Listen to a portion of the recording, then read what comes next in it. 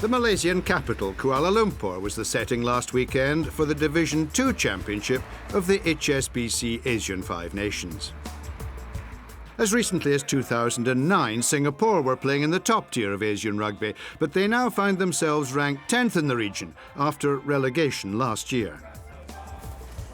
The man tasked with restoring Singapore's place among the Asian elite is former Tongan captain Inoki Afiaki, who is now technical director and head coach.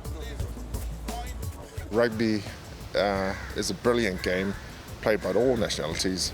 Rugby brings us this integration in any country that do play rugby, that the players who are living there integrate into society, help out the communities and then grow the game. And that is rugby. Rugby should be made of a bunch of guys from mixed races that decide to don on the jersey and fight very hard to do that country proud. From that, things are good. And Singapore lived up to their billing as number 1 seeds when they overwhelmed India in the first of the semi-finals. Despite that defeat, the Division 3 champions from last year have made great progress in the development of the game back home. The game in the last few years has really grown. The number of clubs have doubled, probably gone threefold. The sport has trickled down from the big metros to the tier 2 cities. We've had in the past players come down from abroad with our Indian origin as per IRB regulation. But the governing body took a policy decision saying that we want only the local players who've been within the system to represent the national squad, and that's from a player perspective has been well received. There's been a lot of competition, the standards gone up, so it's been good. In 2001, the Future Hope project in Calcutta won the IRB's prestigious Spirit of Rugby Award.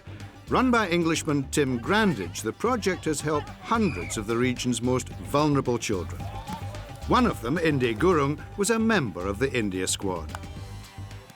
It was all Uncle Tim's that he taught how to play rugby, to come to practice session, come train hard, and he also told that he might play one day for the Indian team. So I was like, really, it's a great honor for me to have Uncle Tim and play rugby for Future Hope and Indian team, hopefully.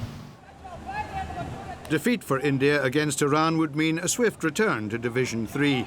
Despite an evenly contested first half, India were overpowered in a rain-soaked second and lost by 30 points to 13.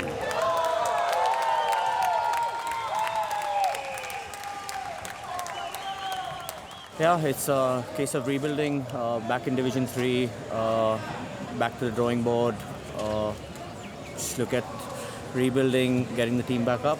It's a case of another year, and then we'll be back. One of Asian rugby's longest-running rivalries resumed in the promotion final when Singapore took on the hosts, Malaysia. Despite going behind to the only try of the first half, Malaysia went in at the break holding a slender 2-point lead. But when they had a player sin-binned early in the second half, Singapore made the most of their numerical advantage, with Blandon Tan scoring his side's second try. With less than 5 minutes remaining, they still held a 5-point lead. But when Malaysia levelled the scores with this try, a successful conversion would take them ahead.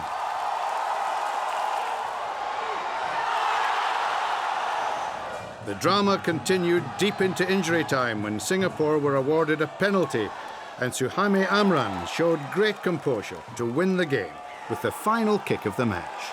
When you're done with your rugby years, these are the type of games you remember, win or lose. So, salute to Malaysia. They made it what it is tonight. We go on, and it's not going to be easy up there. Every game is going to be this tough up there. So it's, we've got no disillusions of what we're getting into. So, congratulations to Singapore. Next week, we'll bring you the best of the action from the Division 3 Championship.